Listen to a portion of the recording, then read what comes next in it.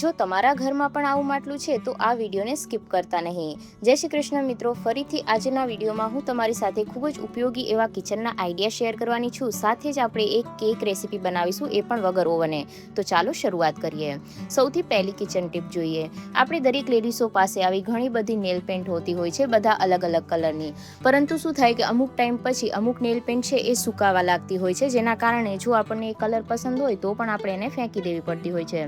તો જો તમારા ઘરમાં પણ એવી કોઈ નેલ પેન્ટ હોય કે જે સુકાઈ ગઈ છે અને તમે એને ફેંકવા નથી માંગતા, તો તમારે શું કરવાનું છે, ઘરની અંદર જે પણ કોઈ પરફ્યુમ પડ્યું હોય તમારે એ પરફ્યુમ લઈ લેવાનું છે અને ત્યારબાદ જે નેલ પેન્ટ સુકાઈ ગઈ છે એની અંદર આ રીતના જે પરફ્યુમ છે એના થોડા ડ્રોપ્સ આપણે એડ કરી દેવાના છે। ત્યારબાદ આને આપણે એકદમ સારી રીતે મિક્સ કરી લેવાનું છે, જેના લીધે શું થશે કે જે સુકાઈ ગયેલી નેલ પેન્ટ હશે એકદમ સરસ એવી થઈ જશે અને એને ફરીથી તમે છે ને યુઝ કરી શકો છો। ત્યારબાદ જોઈએ નેક્સ્ટ આઈડિયા। આપણે દરેક લેડીઝો આ રીતના મંગળસૂત્ર અથવા તો ચેન પેન્ડલ રનિંગની અંદર પહેરતા હોઈએ છીએ, પરંતુ શું થાય કે જ્યારે આપણે સૂઈએ ત્યારે આપણા જે વાળ હોય માથાના એ આ અંકોડાની અંદર ફસાઈ જતા હોય છે, જેના કારણે વાળ પણ તૂટે છે અને દેખાવમાં પણ એ બિલકુલ સારું નથી લાગતું। તો એવું ના થાય એના માટે એક સિમ્પલ ટ્રીક છે, તમે આ રીતની જે વ્હાઇટ સેલો ટેપ આવે એનો યુઝ કરી શકો છો। તો અહીંયા આપણે ટ્રાન્સપેરેન્ટ એટલે લીધી છે જેથી એ અંકોડાની અંદર દેખાય નહીં, અને ત્યારબાદ આ રીતના 2 થી 3 વખત એના ઉપર આપણે વીંટી દેવાની છે, જેના લીધે શું થશે કે જે અંકોડો હશે એની અંદર આપણા વાળ છે એ બિલકુલ ફસાશે નહીં। તો સિમ્પલ ટ્રીક છે પણ ખૂબ જ કામની છે, એક વખત ટ્રાય કરીને જરૂરથી જોજો। નેક્સ્ટ ટ્રીક જોઈએ એના પહેલાં આજે આપણે કેક બનાવવાના છીએ, તો આપણે કોઈ પણ મેંદો કે કોકો પાવડર કે પછી ઓવન વગર કેક કઈ રીતના બનાવવું એ આજે જોઈશું। તો એના માટે મેં અહીંયા 2 પેકેટ બર્બન બિસ્કિટ લઈ લીધા છે, તો તમે કોઈ પણ ફ્લેવરના ચોકલેટ બિસ્કિટ લઈ શકો છો। ત્યારબાદ શું કરવાનું છે કે જે એની અંદર ક્રીમ લાગેલી છે એ ક્રીમને આપણે હટાવી દેવાની છે। તો અહીંયા ચાકુની મદદથી આપણે બધી જ જે ક્રીમ છે એને અલગ વાટકીની અંદર ભેગી કરી લઈશું, અને આ ક્રીમને આપણે ફેંકવાની નથી, એનો પણ આપણે ઉપયોગ કરવાનો છે। તો જો અહીંયા મેં બધા જ બિસ્કિટની ક્રીમ કાઢી લીધી છે, હવે આપણે આને મિક્સર જારની અંદર પીસી અને પાવડર કરી લઈએ। તો જો અહીંયા બિસ્કિટનો જે પાવડર છે એ બની અને રેડી થઈ ગયો છે। ત્યારબાદ જો તમે અહીંયા ખાંડ ઉમેરવા માંગતા હોય તો તમારે અહીંયા ખાંડ ઉમેરવાની, અથવા જો ના ઉમેરવા માંગતા હોય તો તમે સ્કીપ કરી શકો છો। તો હું અત્યારે અહીંયા 2 ચમચી જેટલી પીસેલી ખાંડ ઉમેરી રહી છું। તો હંમેશા પીસેલી ખાંડ જ ઉમેરવાની, જેથી કેક એકદમ સારું બને। અને ત્યારબાદ એની અંદર આપણે થોડું થોડું કરી અને દૂધ ઉમેરતા જવાનું છે, અને આપણે કેકનું બેટર બનાવી અને તૈયાર કરી લેવાનું છે।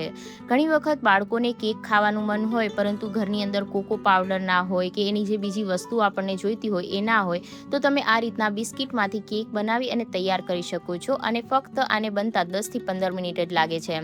તો અહીંયા દૂધ છે ને એક સાથે નહીં ઉમેરી દેવાનું, જો એક સાથે ઉમેરી દેશો તો જે બેટર છે એ લૂઝ થઈ જશે।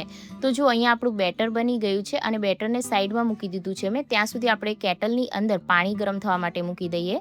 તો અત્યારે હું અગારો રીજન્સી ઇલેક્ટ્રિક કેટલનો યુઝ કરી રહી છું, જેની અંદર 1 ગ્લાસ પાણી ઉમેરી અને એને મેં બોઇલ થવા માટે મૂકી દીધું છે। ત્યાં સુધી આપણે જે કેકનું બેટર બનાવ્યું છે એની અંદર ખાવાના સોડા ઉમેરી લઈએ। તો અડધી ચમચી જેટલા મેં ખાવાના સોડા લીધા છે। ખાવાના સોડા ના હોય તો એની જગ્યા પર તમે ઈનો પણ ઉમેરી શકો છો, અને ત્યારબાદ ઉપર થોડું દૂધ ઉમેરી અને બેટર એકદમ સારી રીતના વિસ્ક કરી લેવાનું છે। તો અહીંયા આપણું બેટર બની ગયું છે, અને આ ઇલેક્ટ્રિક કેટલની સાથે જ એક બાઉલ મળે છે જેની અંદર હું જે બેટર છે એને ઉમેરી દઈશ। તો અહીંયા મેં 2 બિસ્કિટનો યુઝ કર્યો છે, તમે અહીંયા વધારે માત્રામાં બનાવવા માંગતા હોય તો વધારે ક્વોન્ટિટી રાખી શકો છો। તો અહીંયા જે બધું જ બેટર છે એને ઉમેરી દીધું છે। હવે આપણે એને હાથની મદદથી આ રીતના ટેપ કરી લઈએ, અને ઉપરથી હું એને ચમચીની મદદથી સારી રીતના સ્પ્રેડ કરી લઈશ, જેથી જે કેક છે એકદમ ઇવન બને। ત્યારબાદ અહીંયા તમે જોઈ શકો છો કે આપણું બેટર સરસ રીતના સેટ થઈ ગયું છે, અને એક સાઈડ પર આપણી કેટલમાં પાણી પણ બોઇલ થઈ ગયું છે। તો કેટલની અંદર મેં નીચે સ્ટેન્ડ મૂકી દીધું છે, એના ઉપર આપણે જે બાઉલ છે એ મૂકી દેવાનો છે, અને આને આપણે 15 મિનિટ માટે સ્ટીમ કરવાનું છે। તો અહીંયા 15 મિનિટ જેવું થઈ ગયું છે, તો હવે આપણે ઢાંકણને હટાવીને ચેક કરી લઈએ। તો અહીંયા તમે જોઈ શકો છો કે નાઈફ એકદમ સરસ ક્લીન નીકળ્યું છે, એનો મતલબ આપણું કેક કૂક થઈ ગયું છે। તો આ જે કેક છે એને 10 મિનિટ આપણે રાખી અને પછી જ અનમોલ્ડ કરવાનું, તો ઠંડુ થાય ત્યારબાદ જે આપણે ક્રીમ કાઢીને રાખી હતી એની અંદર મેં થોડું દૂધ ઉમેરી અને એક સરસ એવું ચોકલેટ સિરપ રેડી કરી લીધું છે, અને એના ઉપર આપણે ઉમેરી દઈએ। અહીંયા તમારી પાસે રેડીમેડ ચોકલેટ સિરપ હોય તો તમે એ પણ ઉમેરી શકો છો, અને ત્યારબાદ ચમચીની મદદથી એને સારી આવી રીતના સ્પ્રેડ કરી લઈએ.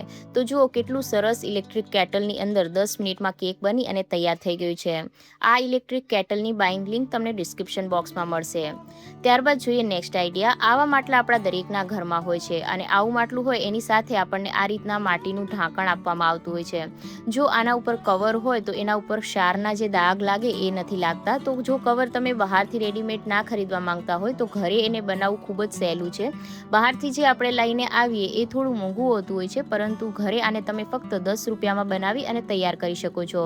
તો એના માટે મેં એક કુર્તી લઈ લીધી છે. તો આ જે કુર્તી છે થોડી ફાટી ગઈ હતી તો ફેંકવાની જ હતી, એટલા માટે મેં આ કુર્તીનો યુઝ કર્યો છે. અને ત્યારબાદ અને શું કરવાનું છે કે આપણે જે ઢાંકણ છે એને એના ઉપર મૂકી દઈશું અને એની સાઇઝ પ્રમાણે આપણે જે કુર્તીનું કાપડ છે એને કટ કરી લેવાનું છે.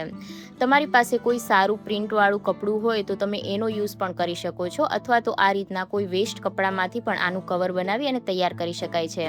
ખૂબ જ સરસ એવું લાગે છે દેખાવમાં અને બિલકુલ ખબર નથી પડતી કે આને આપણે ઘરે બનાવ્યું છે.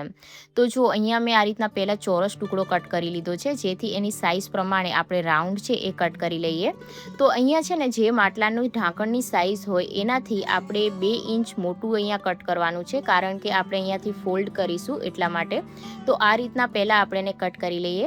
હવે ઘણા લોકો એવું કહે છે કે બહાર રેડીમેડ મળી જાય છે તો ઘરે આટલી બધી મહેનત શું કામ કરવી જોઈએ, પરંતુ એ વાત સાચી છે કે બહાર મળી જાય છે, પણ જે લોકો બહાર પૈસા ખર્ચ કરવા ના માંગતા હોય એ લોકો આને ફક્ત ઘરે 10 રૂપિયામાં બનાવી અને તૈયાર કરી શકે છે.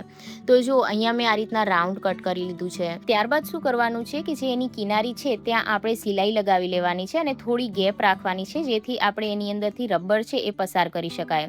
તો અહીંયા જો વિડીયો મોટો ના થઈ જાય એટલા માટે મેં પૂરી સિલાઈ નથી બતાવી.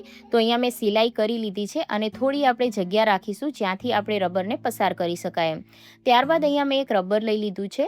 તો આ રબર તમને 10 રૂપિયામાં કોઈ પણ જગ્યા પર મળી જશે, અથવા તો ઘરની અંદર કોઈ ખરાબ કપડું હોય તો એમાંથી પણ તમે રબર કાઢી શકો છો. હવે જે જગ્યા આપણે રાખી હતી ત્યાંથી આપણે રબરને પસાર કરી લેવાનું છે અને આ રીતના અહીંયા મેં સેફ્ટી પિનનો યુઝ કર્યો છે, જેથી આસાનીથી રબર છે એની અંદર પસાર થઈ જાય. તો અહીંયા જુઓ હવે શું કરવાનું છે કે આ રબર મેં પસાર કરી લીધું છે. હવે આ બંને રબરના જે છેડા છે ત્યાં આપણે સિલાઈ લગાવી લેવાની છે. આને બનાવવું ખૂબ જ ઇઝી છે. તમે ફક્ત 10 મિનિટમાં બનાવી અને તૈયાર કરી શકો છો. તો જો અહીંયા આ રીતના સિલાઈ લગાવી લીધા બાદ જે જગ્યા પર ગેપ હતો ત્યાં પણ મેં સિલાઈ લગાવી લીધી છે. તો અહીંયા આપણું માટલાના ઢાંકણનું કવર બની અને તૈયાર થઈ ગયું છે. તો આને બનાવવું ખૂબ જ સરળ છે અને જે સિલાઈ છે એ બિલકુલ પણ દેખાશે નહીં. તો જો તમારી પાસે કોઈ સારી પ્રિન્ટવાળું કપડું હોય તો તમે એનો યુઝ પણ કરી શકો છો. તો દેખાવમાં બિલકુલ ખબર નહીં પડે કે તમે બહારથી ખરીદ્યું છે કે ઘરે બનાવ્યું છે. તો ફ્રેન્ડ્સ, આજનો આ વિડીયો તમને કેવો લાગ્યો મને કોમેન્ટ કરીને જરૂરથી જણાવજો. અને તમે આ રીતના ઘરે માટલાનું કવર બનાવો છો કે બહારથી તૈયાર ખરીદો છો એ પણ મને જરૂરથી જણાવજો. ચેનલ પર પહેલી વાર આવ્યા હોય તો સબસ્ક્રાઈબ જરૂર કરજો.